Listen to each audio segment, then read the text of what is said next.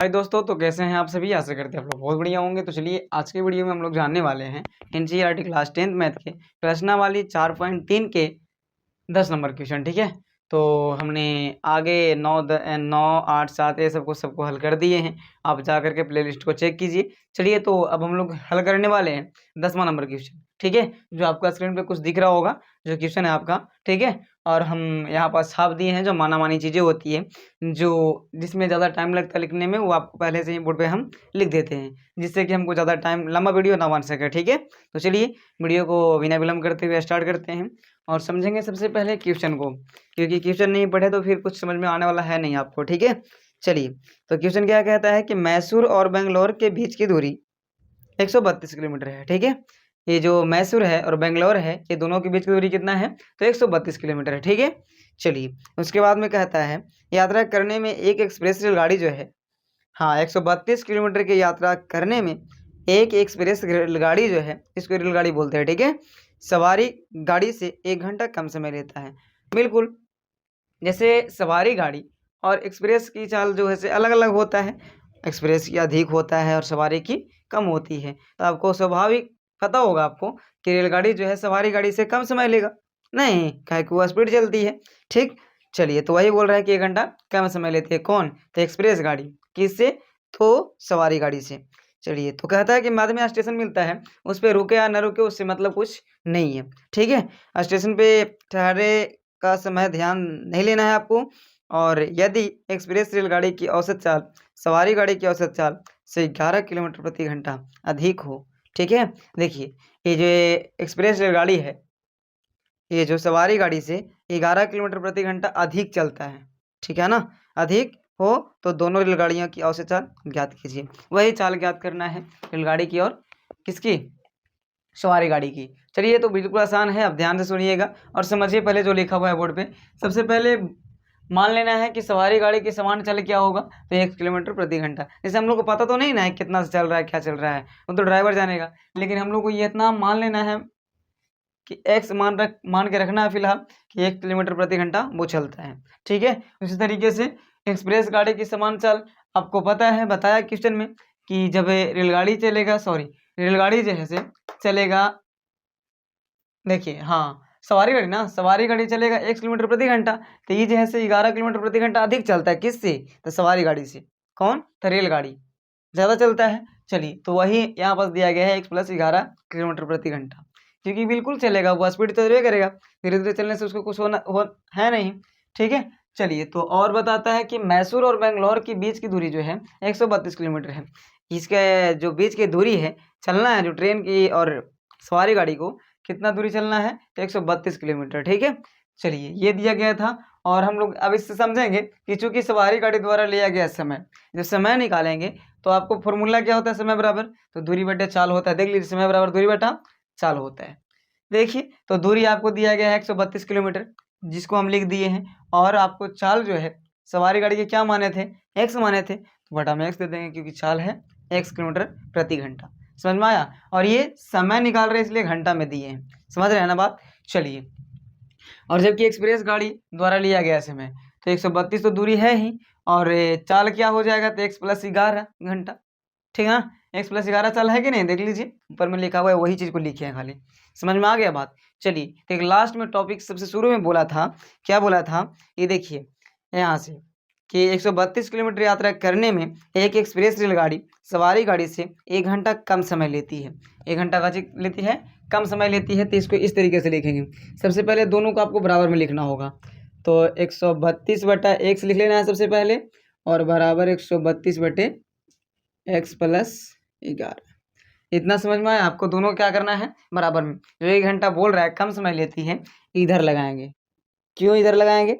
आपको पता है कि जब इधर, ध्यान से देखना है, समझना है, जब हम इसको इधर लगा दें तो दोनों को बराबर करना होता है। तो ये तो ऑटोमेटिक पहले से कम है, क्या कम है, चाल। ठीक है ना, ये तो ऑटोमेटिक पहले से कम है, और इसको घटाएंगे तब ना जाकर दोनों मैच करेगा। ठीक है, बराबर हो जाएगा। तो आपको चुपचाप इधर एक घटा देना है, दोनों को बराबर में लिख करके। जो एक बोल रहा है कि कम चलती है उतना से वही घटा देना है। 1 किलोमीटर में 1 घंटा कम समय लेती है, तो वही 1 घंटा को इधर आपको घटा देना है। ठीक ना। चलिए 132/x है ना, तो ये क्या, एक काम करते हैं, x वाला को x तरफ कर लेते हैं और बिना x वाला को बिना x की तरफ कर देते हैं। तो इसको लिखेंगे 132/x माइनस 132/x प्लस 11 हो जाएगा, यहाँ पास होगा ना। और बराबर में -1 उधर जाएगा तो क्या हो जाएगा, +1 हो जाएगा, या फिर खाली 1 भी लिख सकते हैं, ठीक ना। चलिए तो आपको 132 दिख रहा है, इसको कॉमन ले लीजिए। कॉमन लेंगे तो इसके पास में बचेगा 1, कुछ नहीं तो 1 बचेगा ना, क्योंकि 132 से हम जब भाग करेंगे तो कितना बचेगा, 1 बचेगा, और नीचे x का x लिख देंगे, माइनस का माइनस, 132 की जगह पर क्या आएगा, 1 आएगा, और x + 11 का 11 आएगा, बराबर में क्या है, 1 है, तो 1 लिख लेंगे, ठीक ना। चलिए अब आपको क्या करना है, 132 का 132 रहने देना है, एलसीएम लेना है आपको, क्या करना है, एलसीएम लेना है। ध्यान से देखिए, x और x + 11 का एलसीएम जो होगा x × x + 11 ही होगा, ठीक है। चलिए इतना हो गया, ये x को एलसीएम ले लिया, आपस में क्या कर देंगे, गुना हो जाएगा, क्योंकि एलसीएम जिसका नहीं होता उसको क्या करते हैं, आपस में गुना कर देते हैं, ठीक। चलिए तो x से x खत्म हो जाएगा तो ये बचेगा, यानी कि x + 11 बचेगा, माइनस बीच में है तो माइनस दे देंगे, ठीक है। अब ये से ये खत्म हो जाएगा, मतलब x + 11 से x + 11 खत्म, तो बचेगा खाली x, x में x से गुना कीजिएगा तो x ही आएगा, है ना जी।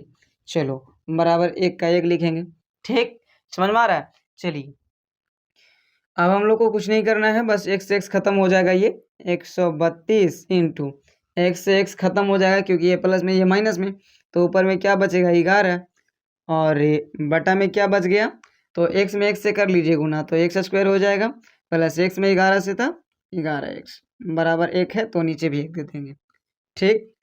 चलिए आते हैं इधर, आप क्या करना है, गुना हो जाएगा ये आपस में दोनों, होगा ना, देखिए, और x² वाला पहले लिख लीजिए, तो x² + 11x और बराबर में हो जाएगा 132 और गुना 11, 132 गुना कितना हो जाएगा, 11, क्योंकि ये देखिए कोष्टक आएगा तो गुना का चिन्ह आएगा ना, ये सब में गुना करेंगे 1 से तो यही चीज़ आ जाएगा, ठीक है। चलिए तो गुना कीजिएगा 132 में 11 से, तो 132 गुना 132 है ना, मैंने 2 3 2 5 3 1 4 मैंने 1452, तो x² + 11x बराबर हो जाएगा 1452, ठीक ना। चलिए गुना करके आप देख लीजिएगा, वही आएगा, 2 का 2 3 2 5 और 3 1 4 1 का 1, ठीक है। अब इसको खींच लेना है इधर आपको, x² + 11x माइनस 1452 बराबर 0, है ना। अब इसको आपको तोड़ना होगा, क्या करना है, तोड़ना है, तोड़िएगा, 44 गुना 33 के रूप में टूटेगा, आइए, x² + 44x, देखिए ध्यान से, और माइनस 33x और माइनस 1452 बराबर 0, ठीक है ना।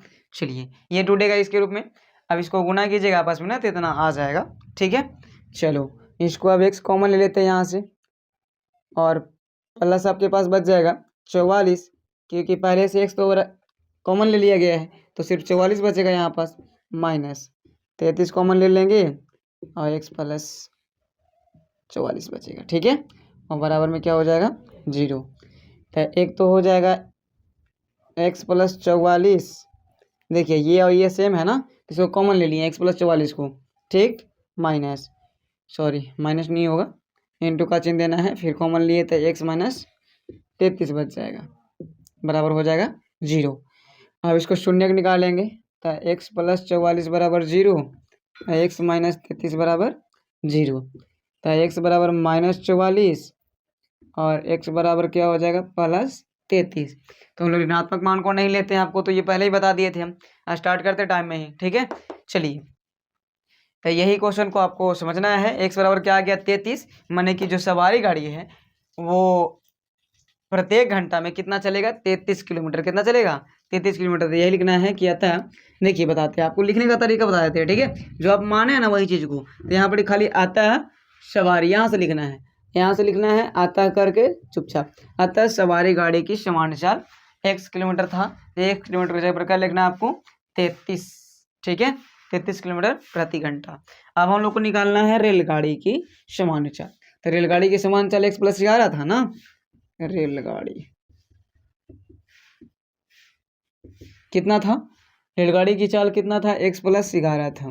तो 33 प्लस 11 जोड़ेंगे तो क्या आएगा, 44 ना,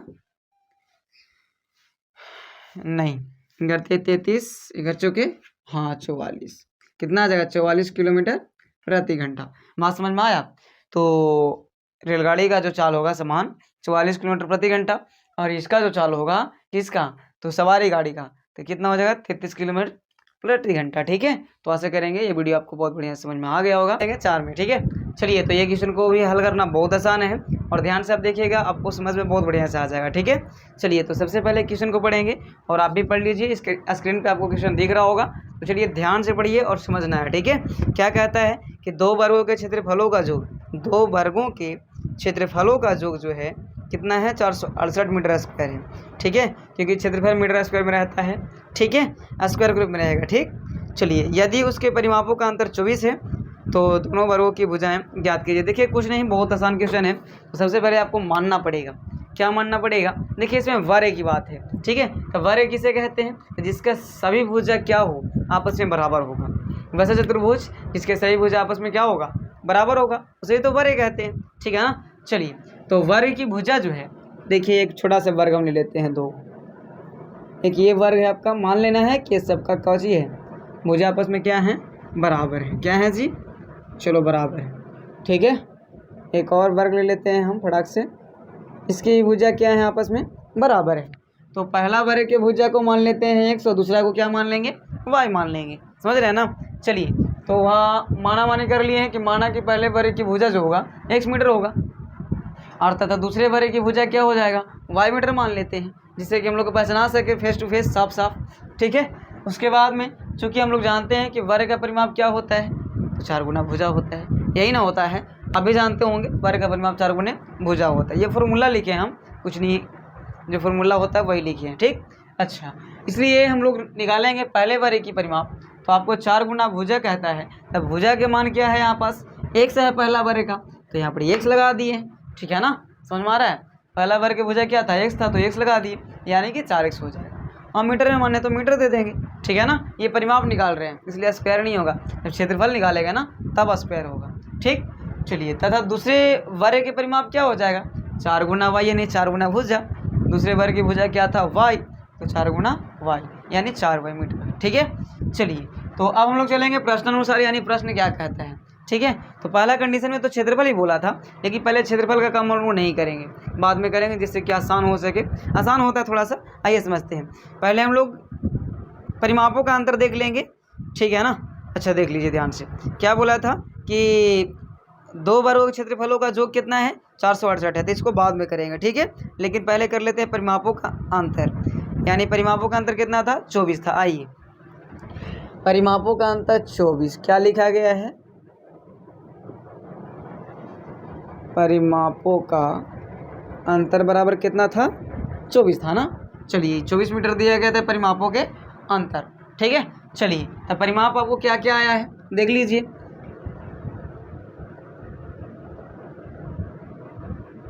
4x प्लस 4y, कितना आया है, 4x प्लस 4x, अंतर बोल रहा है तो घटावेंगे, क्या करेंगे, घटावेंगे, बराबर हो जाएगा 24। देखिए, पहला जो वर्ग का परिमाप था वो क्या था, 4x आया था, देख लो, है ना। उसके बाद में 4y आया था दूसरा वर्ग के, है ना, तो लिख दिया, और दोनों को अंतर बोल रहा था तो घटा दिए। ठीक, बराबर 24 का 24। अब देख लो, 4 इसमें कॉमन हो सकता है दोनों में, तो x माइनस y बराबर क्या हो जाएगा, 24, है कि नहीं। अब 4 से इसको काट सकते हैं, 4 छक 24, यानी x माइनस वाई बराबर कितना आ गया, 6। यहाँ से एक काम आप कीजिएगा, क्या करना है, x का मान निकाल लीजिएगा, 6 प्लस y हो जाएगा। ठीक है, इसको समीकरण फर्स्ट मान लीजिएगा। आगे रखिएगा आप, x का मान जो आया इसको रखना है आपको उसमें, जो आगे समीकरण आएंगे उसमें। अच्छा, और आगे क्या बोला था फिर इसका कि दो वर्गों के क्षेत्रफलों का योग जो है 468 है। आइए, दो वर्गों के क्षेत्रफलों का योग, तो आपको पता है वर्ग का क्षेत्रफल क्या होता है। चलिए, तो लिख देते हैं, चूंकि वर्ग का क्षेत्रफल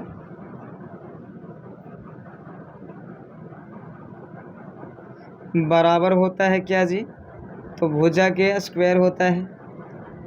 ठीक है, यही ना होता है, तो भुजा का स्क्वायर, यानी कि भुजा को हम क्या माने हैं, एक को x माने हैं और एक को y माने हैं। तो इसका अंतर बोला है, योगफल बोला है, योगफल बोला है कि इसका योगफल वर्गों का योगफल, दो क्षेत्रफलों के, देखिए दो वर्गों के क्षेत्रफलों का योग कितना है, तो 468 है। तो पहले दोनों वर्ग का क्षेत्रफल निकालना पड़ेगा, तो निकाल लीजिए। तो पहले वर्ग का क्षेत्रफल, पहले वर्ग का क्षेत्रफल भुजा स्क्वायर यानी कि x का स्क्वायर कितना होता है, x स्क्वायर और मीटर स्क्वायर हो जाएगा, ठीक है, x स्क्वायर मीटर स्क्वायर, क्योंकि क्षेत्रफल स्क्वायर में होता है, ठीक है ना। हम कहें सर ये आप दे दें मीटर स्क्वायर, क्यों दे रहे हैं, क्योंकि मीटर में इसका मान हम रखे थे, ठीक है, भुजा का मान। बात समझ में आ रहा है, आपको देना है, ठीक। आइए अब दूसरे वर्ग का क्षेत्रफल निकालेंगे तो क्या हो जाएगा, y का स्क्वायर, यानी कि y स्क्वायर मीटर स्क्वायर, है ना। चलिए तो अब ये दोनों को हमको जोड़ना है, क्या करना है, और जोड़ना है, और जोड़ के कितना लाना था, 468 दिया गया था, ठीक है। आइए क्षेत्रफलों का योगफल कितना है, तो 468 दिया गया है ना, 468 ही था ना। चलिए ठीक है, मीटर स्क्वायर था, दे दीजिए, कोई दिक्कत नहीं है। आइए तो क्षेत्रफलों का योग माने कि x square plus y square, x square plus y square बराबर कितना, 468, ठीक है ना। आप देखिए यही पास मान रखने के लिए हम लोग x के मान निकाले थे यहाँ पास, ठीक है, यही मान जो है x का रखेंगे यहाँ पास हम लोग, ठीक। तो 6 प्लस वाई था ना, और स्क्वायर है तो स्क्वायर दे देंगे, प्लस वाई स्क्वायर बराबर 468। नहीं समझ में आया, देखिए x का मान क्या आया था, 6 प्लस वाई आया था, 6 प्लस वाई को सिर्फ x की जगह पर रखे हैं हम। आप 10 में पढ़ रहे हैं तो आपको बुझाता होगा। आइए अब इसको a प्लस बी के होल स्क्वायर पे तोड़ना है, तो a square plus 2ab plus b square माने कि y square plus y square और फिर 468। देखिए ध्यान से, कुछ भारी चीज़ नहीं है। आइए फार्मूला में होता है a square plus 2ab plus b square, तो a का मान पहला वाला और b का मान दूसरा वाला, तो a का मान 6 है तो a स्क्वायर 6 का स्क्वायर प्लस 2ab, तो 2 तो फार्मूला में ही होता है, और a का मान 6 है और b का मान क्या है, y है, तो y लिख दिया, ठीक है, और प्लस बी स्क्वायर माने कि y का स्क्वायर, ठीक, और y स्क्वायर पहले से था उसमें समीकरण में ही, ठीक ना, और बराबर 468 का 68। कोई दिक्कत नहीं होना चाहिए। आ जा, 6 का वर्ग कितना होता है, 36 होता है, प्लस 6 दूना कितना होता है, 12, y का y लिख लेंगे, और प्लस y का स्क्वायर y स्क्वायर, और y स्क्वायर पहले से बराबर 468। बात समझ में आ रहा है ना। चलिए आना चाहिए आपको। अब ये 36 ये है, इसको फेंक देंगे उधर। एक काम करते पहले स्क्वायर को लिखते हैं जोड़ करके, एक y स्क्वायर एक y स्क्वायर, क्या y स्क्वायर हो जाएगा, 2y स्क्वायर हो जाएगा, प्लस 12y, एक काम करते इसको खींच के लाते इधर ही, फिर तो हमको लाना पड़ेगा उधर से खींच के, है ना, तो माइनस 468 और प्लस 36 बराबर हो जाएगा 0। देखिए क्या किए, पहले स्क्वायर वाला को जोड़ दिए, जोड़ के लिख दिए, फिर y वाला को ले लिए, y को ले लिए, ठीक है, और बाद में 468 इधर बेचारा उधर था बराबर के उस साइड, तो इधर आ गया तो माइनस में आ जाएगा, और 36 जो है इधर था लेकिन बराबर के उधर हम नहीं ले गए, इसलिए इसको प्लस का प्लस ही रहने दिए। समझ रहे हैं, जगह में परिवर्तन हुआ लेकिन बराबर के इधर उधर ना हुआ, इधर उधर बराबर का होगा तभी ऐसा होता है, ठीक है ना। चलिए तो 36 हो जाएगा प्लस में ही, क्योंकि इधर प्लस में था तो इधर ही रह गया, बराबर के इधर देखिए ना, बराबर यहाँ है, पहला ही है ना, तो 2y square plus 12y minus, देखिए घटाइए इसको, तो 8 में से 6 गया तो 2 बचेगा, 6 में से 3 गया 3 बचेगा, और 4 का 4 बचेगा, 432 बराबर 0 है कि नहीं। आप चाहें तो 2 कॉमन भी ले सकते हैं, ठीक है, ले लो कॉमन। आइए तो 2 कॉमन लेंगे तो y स्क्वायर प्लस 2 छक 12 6y हो जाएगा, और माइनस 432 के आधा कितना हो जाएगा, 216 बराबर 0। अब देखिए 2 जो है इधर भागा में जाएगा गुणा से, तो 0/2 के मतलब 0 होता है, क्या होता है 0, इसलिए हम लोग लिख सकते हैं कि y square plus 6y minus 216 बराबर 0। क्यों, क्योंकि 0 बटा फिर 2 आएगा, 0/2 का आंसर क्या होता है 0 होता है। ठीक है, चलिए थोड़ा सा मिटा लेते हैं इस साइड। ठीक है, आप लोग छाप लीजिएगा, कुछ समझ गए होंगे आप लोग, है ना। चलिए अब इसको हम तोड़ेंगे। ठीक है, तो कितना बार में टूटेगा ये देख लीजिए। 216 18 गुना 12 के रूप में टूटेगा, है ना। 12 6 18, हाँ देखिए ध्यान से। तो पुनः हम लोग आ जाएंगे इधर से इधर। चलिए तो y square plus 18y minus 12y minus 216 बराबर में 0। ठीक है ना। देखिए 18 में से 12 घटाएंगे तो कितना आ जाएगा, फिर 6 आ जाएगा, है कि नहीं। प्लस में आएगा क्योंकि प्लस बड़ा रखे हैं। आपको देखिए जो यहाँ पास प्लस लाना हो या माइनस लाना हो ना, उसको बड़ा करना है आपको। ठीक है, तो बड़ा उसी को किए हम ना, प्लस वाला को। तो यहाँ पास y कॉमन होगा, फिर y प्लस 18 माइनस 12 कॉमन हो जाएगा, y प्लस यहाँ भी 18 हो जाएगा बराबर 0। तो एक हो जाएगा y प्लस 18, ये वाला और ये वाला दोनों मिल रहा है तो कॉमन। ठीक है, और एक हो जाएगा y माइनस 12 बराबर 0। 0 निकाल लेंगे, y प्लस 18 बराबर 0 हो जाएगा, और एक y माइनस 12 बराबर क्या हो जाएगा 0। तो y बराबर माइनस 18 ये आ जाएगा ना, और ये y बराबर क्या आ जाएगा 12। तो हम लोग ऋणात्मक मान को तो नहीं लेते द्विघात में, है ना, हमेशा लेते हैं धनात्मक मान को, पॉजिटिव मान को। ठीक, तो 12 हो गया। तो हम लोग माना कि पहले वर्ग की भुजा जो हो गया x मीटर तथा दूसरे वर्ग की भुजा y मीटर। तो यहाँ पास हम लोग क्या बोल रहा था, तो लास्ट में क्या बोला है कि भुजाएं ज्ञात कीजिए ना, तो दोनों वर्गों की भुजाएं ज्ञात कीजिए। चलिए कोई बात नहीं, आइए। तो आपको निकल गया ना, यहाँ y का मान तो निकल चुका है, तो यहाँ से हम लोग x का मान निकालेंगे। यहाँ पास आया होगा आपको, ठीक है, इस तरीके से देखिए, जो हमने यहाँ रखा था मान क्या आया था, 6 + y आया था ना x बराबर। चलिए तो पहला वर्ग की भुजा y बराबर तो आ गया 12। अब हम लोग x बराबर निकालेंगे, तो x बराबर था आपका 6 + y, जिसको समीकरण फर्स्ट माने थे हम लोग, है ना। चलिए इससे निकालेंगे दूसरा वर्ग की भुजा, तो x बराबर 6 + y का मान कितना 12, यानी कि x बराबर 12 से 18 मीटर। समझ गए। तो दोनों भुजा के मान निकल गया, एक ये हो गया और एक ये हो गया, है ना। तो आशा करेंगे ये वीडियो जो होगा आपको बढ़िया से समझ में आ गया होगा। तो मेरे चैनल को सब्सक्राइब कीजिएगा, लाइक कीजिएगा और शेयर। बहुत ही बढ़िया सवाल है, आपको 1 नंबर में भी पूछा जाता है और 2 नंबर में भी पूछा जाता है। ठीक है, तो आपको इसको भी बढ़िया से कर लेना है, इससे कि आपको 2-4 नंबर का लाभ मिल सके। ठीक है, चलिए तो सबसे पहले क्वेश्चन को पढ़ेंगे और ध्यान से समझेंगे। ठीक है, क्या कहता है कि, और भी बहुत बार ये क्वेश्चन आता है और बिल्कुल हमेशा आता है। ठीक है, प्रत्येक साल। क्या कहता है कि निम्नलिखित द्विघात समीकरणों के मूल, आपको दिख भी रहा होगा सामने, है ना। कहता है क्या कि निम्नलिखित द्विघात समीकरणों के मूलों की प्रकृति ज्ञात कीजिए, यदि मूलों का अस्तित्व हो तो उन्हें ज्ञात कीजिए, है ना। मूल भी ज्ञात करना है, अगर मूल का अस्तित्व होगा तो निकलेगा मूल, अस्तित्व नहीं होगा तो नहीं निकलेगा मूल, है कि नहीं। चलिए चेक करते हैं। तो मूलों का अस्तित्व चेक करने के लिए आपको ये चीज़ें समझ में आया होगा कि जो मूल का अस्तित्व कब होगा, जब d का मान होगा 0 के बराबर होगा, या फिर d का मान 0 से बड़ा होगा। d का मान क्या हो जाएगा 0 से बड़ा हो जाएगा। d का मान अगर 0 से बड़ा हो जाएगा, है ना, 0 से बड़ा हो जाएगा, है ना। d का मान जो है निकालेंगे हम, 0 से चाहे बड़ा हो जाए, 0 से बड़ा, छोटा हो जाएगा तो इसका मूलों का अस्तित्व नहीं होगा, लेकिन बड़ा होगा तो मूल का अस्तित्व होता है। ठीक है, चलिए तो यही चीज़ें हम लोग को समझना है और गौर से देखिएगा, आपको बिल्कुल बढ़िया से समझ में आएगा। ठीक है ना। चलिए तो जब d का मान चाहे तो 0 आ जाए तो मूल का अस्तित्व होगा, या फिर d का मान 0 से बड़ा आ जाए तो भी मूल का अस्तित्व होगा। ठीक है, चलिए तो देखिए ध्यान से, अब देखिएगा, सबको बारी बारी से हम निकालते हैं मूल। चलिए तो सबसे पहले इसको देख लीजिए।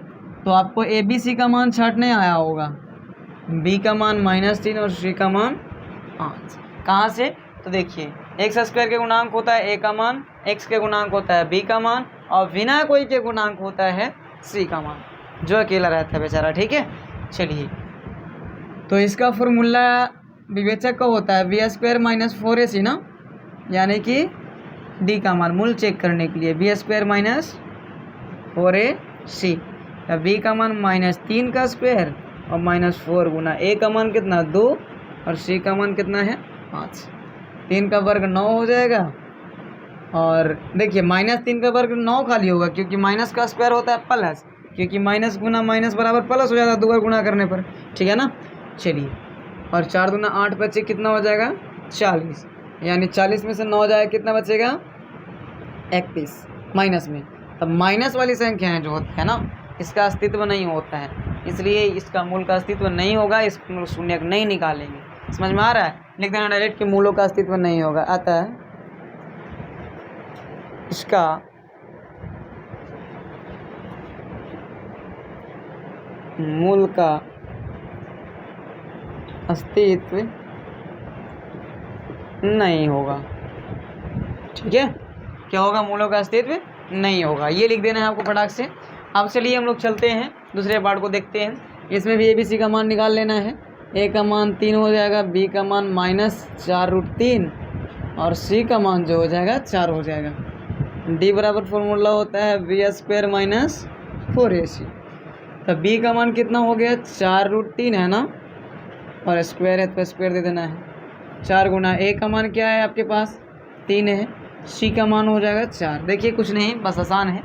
आइए B² यानी कि B का मान -4√3 तो -4√3 का स्क्वायर, उसके बाद में 4AC -4AC 4 का 4 गुना A का मान 3 है तो 3 दे दिए, और C का मान 4 है तो 4 दे दिए। ठीक, अब माइनस का स्क्वायर तो प्लस होवे करता था, 4 चौका 16 और गुना रूट से स्क्वायर खत्म तो खाली 3 बचेगा ना, माइनस करती है 12 बच्चों का 48, 16 48 कितना हो जाएगा जी 48 - 48 यानी कि 0 आ जाएगा। कितना आ जाएगा 0। तो D का मान जब 0 आ जाएगा तो मूलों का अस्तित्व होगा, बराबर होगा, मूल क्या होगा बराबर होगा। देखिएगा जब इसको हम शून्य निकालेंगे तो दोनों मूल एक ही आएगा। ठीक है, दोनों का जो मूल आएगा एक ही आएगा। निकालिए, देखिए निकालते हैं, आइए ध्यान से अब देखिएगा, समझ में आएगा। चलिए तो निकालते हैं। निकालने का आपको पता होगा रूल क्या होता है, नहीं पता है तो आज आपको मैं सिखाऊंगा, ध्यान से अब देखिएगा, समझ में आ जाएगा। ठीक है ना। चलिए, तो 3x² और यहाँ 4 है तो 3 में 4 से गुना करना पड़ता है। पहले फर्स्ट एंड लास्ट में गुना, यानी कि चरतिया ही करेंगे, 12 हो जाएगा। क्या हो जाएगा 12 हो जाएगा। अब 12 को ऐसा तोड़ना है सर, क्या करना है 12 को ऐसा तोड़ना है कि हमको 4√3 मिले। क्या मिले 4√3 मिले। ठीक है ना, देखिए ध्यान से देखिएगा। ठीक है ना, फर्स्ट एंड लास्ट को गुना करके कितना मिलना चाहिए हमको 12 मिलना चाहिए, है ना। चलिए कोई बात ना, आसान है। तो 4√3 है ना, 1 मिनट ध्यान से देखिएगा। इसको अगर हम ऐसे करें चढ़ते ही 12 हो जाएगा ना। तो ध्यान से अगर देखें इसको, 1 मिनट,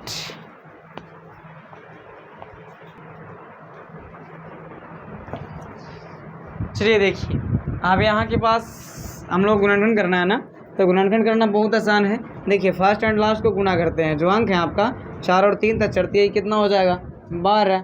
अब 12 लाने के लिए, ठीक है 12 लाना हमको गुना करके और जोड़िया घटा करके 4√3 लाना है। देखिए ऐसे क्वेश्चन को बहुत बच्चे बहुत कंफ्यूज करते हैं, तो आपको बताते हैं। तो 12 को तोड़िएगा, इस तरीके से टूट सकता है। देखिए तो देखो ध्यान से, -2√3 गुना -2√3। 1 मिनट, अब इसको देखिए फिर गुना करेंगे, -2 दूना कितना हो जाएगा +4 हो जाएगा, गुना करके 2 दूना 4, और रूट में 3 में √3 से गुना कीजिएगा तो रूट कितना हो जाएगा 9 हो जाएगा, है कि नहीं। गुना का चिन्ह नहीं दीजिएगा चलेगा। देखिए √9 हो जाएगा, ना होगा बिल्कुल होगा। देखिए ध्यान से, 2 दूना 4 हो गया ना, और 3 तिहाई 9 होगा। अब 4 का 4 गुना 9 का वर्गमूल 3 यानी कि 4 तिहाई 12। माने कि हमको देखना है कि ये दोनों को आपस में जोड़ेंगे तो 2 और 2 4 और √3 का √3 हो जा रहा है। देखिए ध्यान से, 3x² के x² लिखना है -2√3 और x भी लगा देना है साथ ही साथ, और -2√3 x लगा देना है, +4 बराबर 0। बस कुछ नहीं, आपको ये ध्यान देना है कि हम क्या ऐसा चीज़ करें, क्या काम करें कि ये जो है आपको 12 के रूप में आ जाए। तो हमने सोचा कि 2 दूना 4 गुना करके हो जाएगा, और 3 तिहाई 9 और 4 तिहाई 12 जब करेंगे तो 12 मिल जाएगा हमको। ठीक है, तो -2√3 और -2√3 लिखेंगे, इसमें x लगा करके लिख देना है चुपचाप। ठीक है, चलो। और इसके बाद में कॉमन लेना ही बच्चों को बहुत हार्ड लगता है, लेकिन कोई बात नहीं, ध्यान से देखिएगा, समझ में आ जाएगा आपको। देखिए तो अब यहाँ पास हम माइनस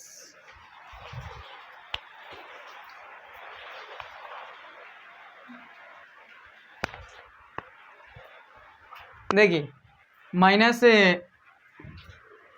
3x² का 3x² हो गया, और उसके बाद में माइनस 2√3x, तो 2√3x और 2√3x को जोड़ेंगे तो 2 दूना 4, 2 2 4 और √3 का √3 और x का x हो जाएगा, ठीक है। और +4 का +4 ऊपर वाला आ रहा है ना, बिल्कुल आ रहा है। अब कॉमन लेना है, तो कॉमन लेना आप बहुत बढ़िया से इसको आप छाप लीजिए फटाक से, नहीं तो स्क्रीनशॉट कर लेना है। चलिए कर लिए होंगे, चलिए आइए देखिए ध्यान से, ठीक है। ध्यान से आपको क्या देखना है और समझना है कि 2√3 है ना यहाँ पास, और 3x² है, तो ये दोनों को कुछ नहीं, बस ध्यान से आप देखिए, समझ में आ जाएगा। 3x² को ध्यान से देखना है, आप कॉमन लेना होता है, क्या लेता होता है कॉमन लेना, तो कॉमन लेना बहुत आसान है, ध्यान से देखिएगा। 3x² है ना, 3x² को देखिए ध्यान से, हमें वो काम कर रहे हैं, आप लोग गौर से देखिएगा। इसको √3 गुना √3 और गुना x लिख सकते हैं, और ये हो जाएगा 2 गुना √3 गुना x के रूप में टूटेगा, नहीं टूटेगा, आपको दिखाते हैं कैसे से गुना है। इसको जब गुना करेंगे हम, √3 में √3 से √9 होगा, और √9 का वर्गमूल क्या होता है, 3 होता है ना, है, और x गुना x बराबर x²। समझ में आ रहा है? 3 को ऐसे लिख सकते हैं 2 को √3 के रूप में, हाँ सर लिख सकते हैं आप, ठीक है। चलिए अब 2√3 इसको कुछ ना किए हम, ठीक है, ऐसे काला किए तो कॉमन लेने के लिए, अब जो इसमें मिलेगा वो कॉमन हो जाएगा, और एक ही साथ में साथ मिल रहा है। चलिए तो यहाँ पास क्या क्या मिला, तो एक तो √3 मिला और x मिला, अब बचा को उचित √3 और x बचा खाली, तो √3 और x लिख देना है, माइनस नीचे क्या बचा 2 और कुछ न बचा, तो 2 का 2 लिख देते हैं, ठीक है।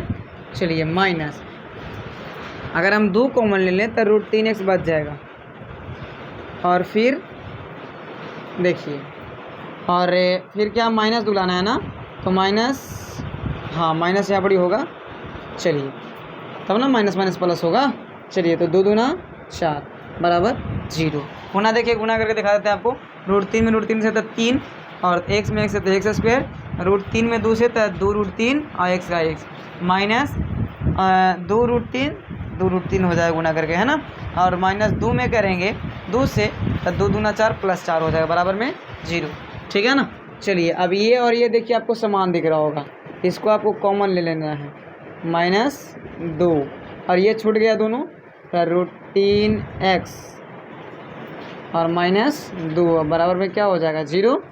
चलिए तो √3x - 2 बराबर 0, और एक √3x - 2 बराबर 0 हो जाएगा, है ना। x बराबर निकालोगे √3x बराबर, तो +2 उधर जा करके, अब x बराबर निकालेंगे तो 2/√3 हो जाएगा ना। चलिए यहाँ x बराबर निकालोगे तो 0 नहीं लिखो चलेगा, तो 2 लिखा जाएगा इधर, और x बराबर निकालोगे तो 2/√3 हो जाएगा। देखिए दोनों का मूल समान आया कि नहीं आया, क्यों, अगर d का मान जब 0 के बराबर आ जाएगा ना, तब मूल क्या हो जाता है, समान हो जाता है, ठीक है। तो इसी तरीके से ये क्वेश्चन को भी आपको हल कर देना है, और ये आपका काम है, ठीक है। जैसे 2 क्वेश्चन आपको बताएं, उसी तरीके से ये दोनों को आपको जो आपको छूटा हुआ है 3 वाला, उसको भी हल करना है, देखना चेक करना है अस्तित्व है कि नहीं। उसके बाद में अगर अस्तित्व रहेगा तो क्या निकालना है, गुणनखंड कर देना है। समझ में आ गया बात? तो आशा करेंगे वीडियो भी आपको बहुत बढ़िया लगा होगा, तो मेरे चैनल को सब्सक्राइब कीजिएगा, लाइक कीजिएगा और शेयर कीजिएगा। हाय दोस्तों, तो कैसे हैं आप सभी? आशा करते हैं आपको बहुत बढ़िया होंगे। तो चलिए आज की वीडियो में हम लोग जानने वाले हैं एनसीईआरटी क्लास 10th मैथ के 7.4 के 2 नंबर क्वेश्चन, ठीक है, जो प्रत्येक वर्ष एग्जाम में पूछा ही जाता है 2 नंबर में, ठीक है। तो इसी को आज हम लोग हल करेंगे, और बिल्कुल आसान तरीके से। अब लास्ट तक मेरी वीडियो में बनिएगा, जिससे कि आपको हम हर एक टॉपिक बढ़िया से सिखा सके। और ये क्वेश्चन ऐसा होता ही नहीं है, चाहे तो ऑब्जेक्टिव में आएगा चाहे तो सब्जेक्टिव में आएगा, लेकिन आएगा, ठीक है, बिल्कुल आता है, ठीक है ना। चलिए तो सबसे पहले क्वेश्चन को पढ़ेंगे और ध्यान से देखिएगा और समझिएगा, आपको समझ में आ जाएगा, ठीक है। जो आपको स्क्रीन पे क्वेश्चन भी दिख रहा होगा कौन सा क्वेश्चन है, ठीक है। चलिए तो निम्नलिखित कहता है कि निम्न प्रत्येक द्विघात समीकरण में k का ऐसा मान ज्ञात कीजिए जिसके लिए उनके 2 बराबर मूल होंगे। 2 बराबर मूल होंगे मतलब आप समझे होंगे क्या कह रहा है, मूल क्या होगा, दोनों बराबर होगा। तो मूल 2 को बराबर कब होता है, आपको हम समझाए होंगे कि जब d के बराबर में 0 होता है, जब डी का मान अगर 0 के बराबर आ जाता है तो उसका मूल्य क्या होता है, दोनों सेम होता है, माने कि एक वाया 2 तो दूसरा भी 2 ही रहेगा। समझ में आ रहा है ना ये चीज। जब डी का मान समान आएगा, डी का मान जब 0 आ जाएगा तब समझिएगा कि आपका जो है मूल क्या हो जाएगा, समान निकलेगा। समझ रहे हैं? चलिए, यानी कि जो मूल निकलेगा x बराबर 2 2 ही निकलेगा दोनों, या फिर 4 4 ही, या फिर -2 या कुछ भी, मतलब समान होना चाहिए। ठीक है, चलिए तो इसी को हम लोग सोल्व करने वाले हैं आज, और ध्यान से देखिएगा और समझिएगा, आपको समझ में आ जाएगा। तो सबसे पहले इसमें डी का फॉर्मूला में क्या क्या होता है ये देख लेंगे हम लोग, है ना। तो सबसे पहले क्या होगा, डी के बराबर फॉर्मूला लिख लेते हैं। फॉर्मूला होता है बी स्क्वायर माइनस 4ac होता है, यही ना होता है। इसमें हमको चाहिए क्या क्या था, बी का मान चाहिए, ए का मान चाहिए और सी का मान चाहिए, है ना। ये सर कहाँ से निकलेगा, तो चलिए पहला पार्ट में दिया गया है जो एक्स स्क्वायर के गुणांक में होता है ना सर, वो ए का मान होता है, और जो एक्स के गुणांक में होता है वो बी का मान होता है, यानी कि बी बराबर सिर्फ के है। ठीक है, के क्या एक्स के अलावा क्या है, के है, तो के दे देंगे बी बराबर। अच्छा, कॉमा सी का जो मान होता है जो अकेला होता है, ठीक है, सी का मान जो अकेला रहेगा वही होता है। बात समझ में आई आपको? ठीक है, चलिए तो ए बी सी का जब मान निकल गया, बैठाने में क्या चाह रहे हैं, और शर्त क्या कहता है कि मूल समान कब होंगे, जब डी का मान क्या आ जाएगा, 0 के बराबर हो जाएगा। डी बराबर 0 होगा तो मूल क्या होता है, समान होता है कि नहीं।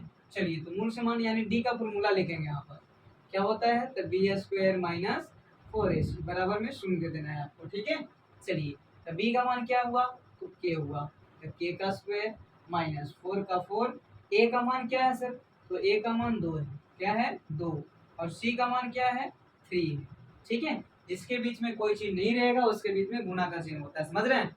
चलिए उसके बाद में के का वर्ग और बराबर में 0 छोड़ना नहीं है आपको। ठीक है, के का वर्ग क्या होता है, तो के स्क्वायर हो जाएगा माइनस 4 गुना 8 38 क्या हो जाएगा 24 और बराबर 0।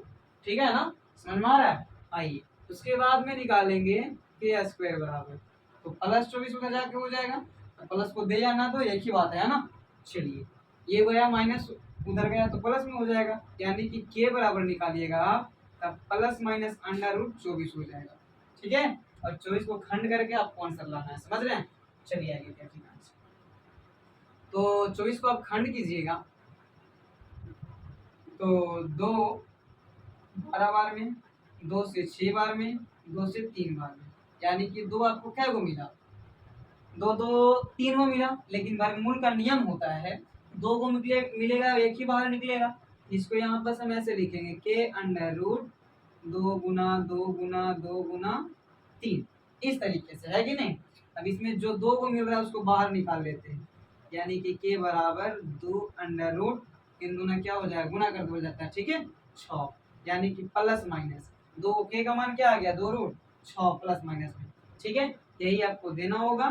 तो आशा करेंगे ये पहला पार्ट जो है आपको समझ में आ गया होगा। और एक और बात समझ लीजिए आप लोग, बीच में अगर कहीं बराबर का चिन्ह आ जाएगा तो इसका चिन्ह आपको दे देना है, इसको बोलते हैं या का चिन्ह, क्या बोलते हैं, या का चिन्ह बोलते हैं। ठीक है, चलिए ये चिन्ह आपको दे देना है, समझ रहे हैं। तो चलिए अब हम लोग निकालेंगे दूसरा में के का मान। तो दूसरा में देखिए व्यापक रूप में तो है नहीं, व्यापक रूप कहे तो फॉर्मूला क्या होता है व्यापक रूप का, तो a x square plus b x plus c, चलिए लिख देते हैं यहाँ पर a x square plus b x और प्लस सी बराबर 0, ये होता है द्विघात समीकरण के व्यापक रूप। तो इस पे तो है नहीं, स्क्वायर के रूप में ये था लेकिन ये है नहीं है, तो पहले देखिए यहाँ बस गुना करने के लिए बोल रहा है, बता रहा है कि गुना करो पहले, है ना।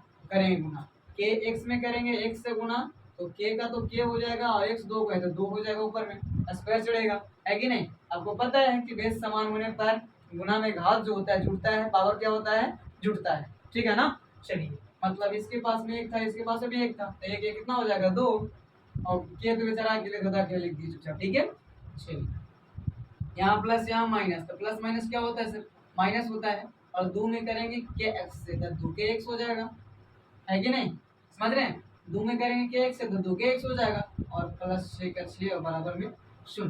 बात समझ में आ रहा है। अब इसमें से छटेगा ए बी सी का मान, ठीक है ना, तो छटिए एक्स स्क्वायर का गुणांक क्या होता है, ए का मान होता है, तो ए का मान क्या हो गया, और बी का मान क्या हो जाएगा, माइनस 2 के हो जाएगा, क्योंकि एक्स के अलावा क्या है तो 2 के है और माइनस भी है, माइनस दे देते हैं। ठीक है, और सी का जो मान होगा 6 होगा। बात समझ में आ रहा है आपको। ठीक है, आना चाहिए।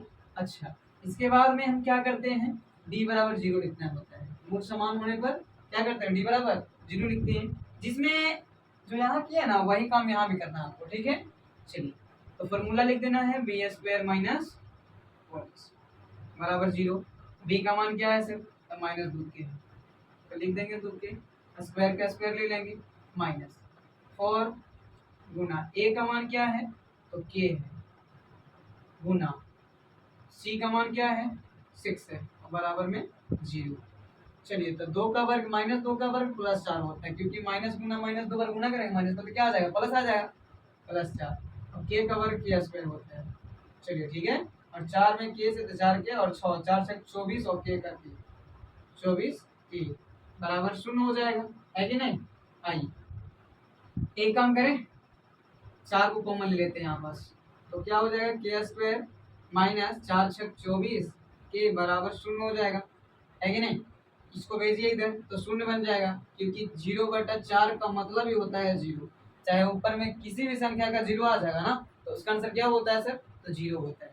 समझ गए बात। चलिए, अब हम लोग ध्यान से देखिए, तो इसको कर सकते हैं, के स्क्वायर माइनस 6 के बराबर 0, है कि नहीं। समझ रहे हैं बात। चलिए, इसको ऐसे भी आप कर सकते हो, देखो ध्यान से, के स्क्वायर बराबर ले लेंगे तो प्लस 6 हो जाएगा, ठीक है ना। चलिए, तो एक काम ये भी हो सकता है, के स्क्वायर बट्टा में के को ला सकते हैं, बराबर में 6 रह गया, ये जो यहाँ पास गुना में के है इसको इधर लाएंगे, ठीक है ना। चलिए, इधर आ जाएगा, अब 2 के से ए के खत्म हो जाएगा, तो ए के बच जाएगा, यानी कि के बराबर क्या आ गया, 6 आ गया। बातें समझ में आई नहीं। यहाँ पर देखिए, गुना में 6 के है, तो के जो है इसे भागा में ले आएंगे। अगर रूल ही होता है कि बराबर को उधर गुना में रहेगा तो इधर भागा में आ गया, इधर भागा में तो गुना में जाएगा, है कि नहीं। तो चलिए, के बराबर क्या आ जाएगा 6, और यहाँ पास भी या का चिन्ह आपको दे ही देना है, ठीक है। तो चलिए, आशा करेंगे ये वीडियो आपको समझ में आ गया होगा बहुत बढ़िया से। मेरे चैनल को सब्सक्राइब कीजिएगा, लाइक कीजिएगा और शेयर कीजिएगा, ताकि हम इसी प्रकार की वीडियो आप लोगों को हमेशा लाते रहें, हल करेंगे और बिल्कुल आसान तरीका से। और आप लास्ट तक मेरी वीडियो में बने रहिएगा, ताकि हम आपको हर एक पॉइंट आपको बहुत बढ़िया से सिखा सके। तो सबसे पहले क्वेश्चन को पढ़ेंगे और ध्यान से समझिएगा, आपको समझ में आ जाएगा, ठीक है। चलिए, तो क्वेश्चन क्या कहता है कि क्या एक ऐसी आम की बगिया बनाना संभव है जिसकी लंबाई चौड़ाई से दुगनी हो। लंबाई क्या है, चौड़ाई से दुगनी हो, समझाएंगे हम। चलिए, दुगनी हो, और कहता है उसका क्षेत्रफल जो है 800 मीटर स्क्वायर हो। यदि है तो उसकी लंबाई और चौड़ाई ज्ञात कीजिए, ठीक है। देखिए, समझते हैं क्या बोला है कि क्या एक ऐसी आम की बगिया बनाना संभव है जिसकी लंबाई चौड़ाई के दुगनी है। चलिए देखते हैं, तो पहले लंबाई चौड़ाई के दुगनी है ना, बात बोला है जिसकी लंबाई चौड़ाई के दुगनी है, तो पहले हमको चौड़ाई मानना पड़ेगा, क्योंकि लंबाई है चौड़ाई के दुगनी है, तो चौड़ाई माने था ना, लंबाई में 2 से गुना करेंगे। बात समझ में आ रहा है। चलिए, तो सबसे पहले मानना पड़ेगा, माना क्या था, कार बगिया की चौड़ाई बराबर 1 मीटर, ठीक है। अच्छा, तो चौड़ाई जब 1 हो गया तो लंबाई क्या हो जाएगा, तो बोला कि लंबाई चौड़ाई के दुगना है। लंबाई क्या है, चौड़ाई के दुगना है, तो ये देखिए लंबाई को 2 गुने x कर दिए, दुगना कर दिए, मैंने इसकी 2x हो गया, और मीटर का मीटर, क्योंकि मीटर में पूछ रहा था, ठीक है ना। और दिया है कि क्षेत्रफल जो दिया गया है इसका 800 मीटर स्क्वायर, ठीक है। क्षेत्रफल हमेशा मीटर स्क्वायर में होता है, और भुजा वगैरह मीटर में होता है, समझ रहे हैं। चलिए, तो अब हम लोग को क्या निकालना है, तो इसकी लंबाई और चौड़ाई निकालना है, यदि संभव है तब। तो हाँ, संभव है, देखिए कैसे संभव है, बताएंगे आपको, निकाल के देखिए पहले, है ना। चलिए, तो आपको पता है कि आयत का क्षेत्रफल क्या होता है, लिखिएगा, चूंकि आयत का क्षेत्रफल दिया गया है 800, है ना। चलिए, तो आयत का क्षेत्रफल होता है लंबाई गुना चौड़ाई, बराबर कितना है 800, है ना। तो लंबाई क्या निकल के आया है, तो 2x आया है, गुना चौड़ाई को क्या माने हैं हम, तो x माने हैं, बराबर कितना है 800, ठीक है। समझ में आया बात आपको। लंबाई के जगह पर लंबाई का मान रखें, और चौड़ाई के जगह पर चौड़ाई का मान रखें, समझ में आ रहा बात। चलिए, तो रख दिए, अब क्या करना है, गुना करना है, तो 2 में करेंगे, यहाँ पर कुछ नहीं तो 1 होता है, क्या होता है 1, तो 2 में 1 से तो 2 ही होगा, और x में 1 से था x स्क्वायर हो जाएगा, बराबर कितना है 800, तो 800 लिखेंगे। चलिए, x स्क्वायर बराबर जब करेंगे तो 800 बटे क्या हो जाएगा 2, क्योंकि यहाँ पास ये गुना में है, तो बराबर को उस हट जाएगा तो भागा में हो जाएगा, ठीक है ना। चलिए, 2 से काटिए इसको तो कितना हो जाएगा 400, यानी कि एक्स स्क्वायर बराबर 400 आ गया। ठीक है, अब इधर से स्क्वायर हटा के उधर रूट लगा देना है, यानी कि एक्स बराबर जब आएगा तो 400 प्लस माइनस ना, हाँ एक्स बराबर 400 किसका वर्ग है, तो 20 का वर्ग होता है, किसका होता है 20 का वर्ग होता है, तो प्लस माइनस 20 आ गया, एक्स का मान कितना आ गया 20, यानी कि इसकी लंबाई जो आ गया, सॉरी चौड़ाई जो आ गया 1 मीटर आ गया, क्या आ गया कितना आ गया 20 मीटर, क्या आ गया चौड़ाई बराबर, अतः लिख सकते हैं हम कि चौड़ाई बराबर एक्स मीटर बराबर एक्स का मान कितना आ गया तो 20 मीटर, कि हम निगेटिव मान को तो नहीं लेते हैं इसलिए हम पॉजिटिव मान को ले रहे हैं, ठीक है प्लस वाला, यानी 20 मीटर। अब हम पूछेंगे लंबाई आपसे, तो लंबाई क्या हो जाएगा सर, तो लंबाई आपका 2 गुना एक्स था ना, तो 2 गुना एक्स का एक मतलब कि 2 गुना 20 गुना 2 यानी कि 40 मीटर, बात समझ में आया। ये जो बगिया का लंबाई जो होगा अम की बगिया का, वो लंबाई जो हो जाएगा 40 मीटर और चौड़ाई होगा 20 मीटर। तो ऐसे करेंगे, ये वीडियो आपको बहुत बढ़िया समझ में आ गया होगा, कुछ करना नहीं था, बस बैठा देना था। पर ये भी क्वेश्चन को बनाना बहुत आसान है, और बिल्कुल ध्यान से आप देखिएगा, जो लिखा हुआ है हम अपने से सपना के रात में नहीं लिखे, ठीक है किताब में से देखिए लिखिए, आपको भी समझाएंगे, आपको भी लिखने आएगा, ठीक है जो पूछता है वही चीज़ को आपको लिखना होता है, ठीक है माना मानी में। चलिए तो सबसे पहले क्वेश्चन को पढ़ेंगे, जो आपका स्क्रीन पे दिख रहा होगा, देखिए ध्यान से पढ़िए, गौर से पढ़िए, आपको समझ में आएगा, तो लास्ट तक आप पढ़िएगा ताकि हम आपको बहुत बढ़िया से सिखा सके, ठीक है। चलिए तो सबसे पहले 4 नंबर क्वेश्चन क्या कहता है कि क्या निम्न स्थिति संभव है, बताना है, पूछ रहा है क्या निम्न स्थिति संभव है, हमको तो लगता है संभव है। चलिए देखिए आगे देखते हैं कहाँ है कहाँ है। आइए, कहता है कि यदि है तो उसकी वर्तमान आयु ज्ञात कीजिए। दो मित्रों की आयु का जो 20 वर्ष है, दो मित्र का आयु का जो कितना है 20 वर्ष है, मैंने दो को मित्र है, वो दोनों का आयु जोड़ेंगे ना तो कितना आएगा 20 वर्ष आएगा, ठीक है। अब 4 वर्ष पूर्व उनकी आयु वर्षों में, आयु वर्ष में ही होता है ना, 4 वर्ष 5 वर्ष 10 वर्ष कुछ भी। चलिए उसके बाद में कहता है कि 20 वर्ष है, 4 वर्ष पूर्व यानी कि पहले, पूर्व माने पहले, 4 वर्ष पहले की आयु बता रहा है कि कितना था, आयु का गुणनफल जो था दोनों का 48 वर्ष था, कितना था 48, ठीक है। चलिए देखिए आसान क्वेश्चन है, कोई भारी चीज नहीं है। सबसे पहले बोला कि दो मित्र का आयु का जो कितना है तो 48 सॉरी 20 है, कितना है 20 वर्ष। तो सबसे पहले मान लेंगे कि माना कि एक मित्र का आयु क्या है x वर्ष, एगो के मान लेंगे, ठीक है। चलिए जब एगो के मान लिए x वर्ष तो दूसरा ऑटोमेटिक क्या हो जाएगा, पहला को x मान लिए तब पहला प्लस दूसरा, पहला प्लस, ये मार्कर थोड़ा स्लो चल रहा है, ठीक है। आइए पहला प्लस दूसरा यानी कि x प्लस दूसरा, दूसरा लिखिए देते हैं हिंदी में, दूसरा मित्र बराबर कितना था 20 था, आयु का जो कितना था सर 20 था, है कि नहीं। तो अगर हम दूसरा बराबर निकालेंगे तो ये एक उधर चल जाएगा, नहीं चलिए दूसरा बराबर 20 माइनस एक्स हो जाएगा, नहीं हो जाएगा, होगा ना, तो इसीलिए हम लिखे यहाँ पर, इसलिए दूसरा मित्र का आयु जो है 20 माइनस एक्स और वर्ष छोड़ दिए, ठीक है समझ रहे हैं बात, ऐसे होता है, समझ रहे हैं। चलिए यही क्वेश्चन, यही चीज बच्चा को समझ में नहीं आता है, लेकिन आपको समझ में आया ना, पहला और दूसरा का दोनों का जोड़ कितना था 20 था, तो जब पहला के एक्स मान लिए हम, तब दूसरा का ऑटोमेटिक निकालेंगे तो एक्स ने माइनस में आ जाएगा, तो माइनस में आएगा तो बिल्कुल हो जाएगा 20 माइनस एक्स दूसरा का आयु, समझ रहे हैं, ठीक है। चलिए अब हम लोग सीखेंगे, और 4 वर्ष पूर्व आयु का जो गुणनफल दिया है ना 48 था, 4 वर्ष पहले, पूर्व कहे तो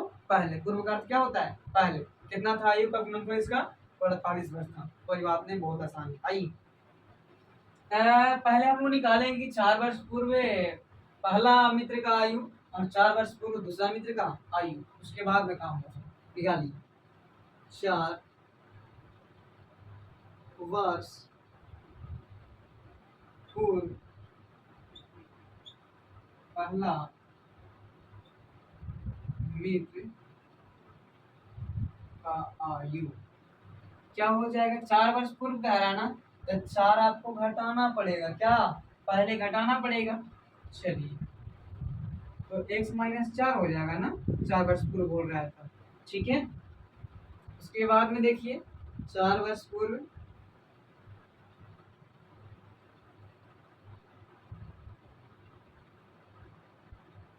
दूसरे मित्र का आयु,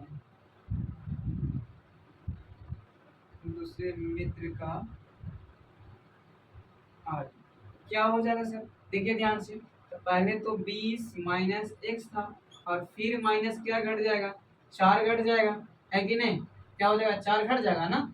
चलिए तो कितना हो जाएगा, 20 में से 4 घटा दो 16 हो जाएगा, और माइनस एक्स है तो एक्स ले लेंगे और वर्ष का वर्ष। समझ रहे हैं बात? बात समझ में आया? इतना वर्ष अब हो जाएगा कितना, 4 वर्ष पूर्व मैंने 4 वर्ष पहले, तो सर का क्या ये 16 माइनस एक्स हो जाएगा, और पहिल का के एक्स माइनस 4 वर्ष। समझ में आया बात? चलिए घटाएंगे, क्या करेंगे, पूर्व कहे तो घटाएंगे और पश्चात कहे तो जोड़ेंगे, ठीक है। आई तो अब कह रहा है कि एकड़ से गुणनफल है, 4 वर्ष पूर्व के गुणनफल जो 48 था, है ना। तो चलिए दोनों गुना कर देते हैं, तो x minus 4 into 16 minus x बराबर कितना था सर, 48 था, यही था ना। चलिए ध्यान से देखिएगा, आपको समझ में आ जाएगा बिल्कुल आसान तरीका से।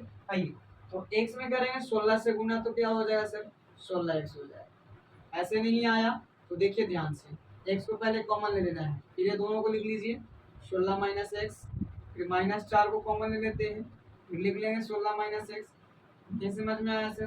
देखिए ध्यान से आएगा आपको, है ना। चलिए एक्स पहले कॉमन लेंगे, इसको हटा देंगे, एक इसमें से हटाओ और इसको हटाओ, इसको हटाओ, इसको हटाओ, अब ये माइनस 4 को हटाएं और 16 को हटाएं। समझ रहे हैं? चलिए 48 था बराबर लिख दिए, एक्स में 16 से गुना करोगे 16 एक्स हो जाएगा, माइनस क्योंकि प्लस माइनस क्या होता है माइनस, एक्स में एक्स से गुना कर लो एक्स स्क्वायर हो जाएगा, माइनस और प्लस माइनस और 16 चौके 64, और माइनस माइनस क्या हो जाएगा सर, प्लस हो जाएगा, एक्स में 4 से करेंगे 4x हो जाएगा, बराबर 48 का 48 लिख लेंगे।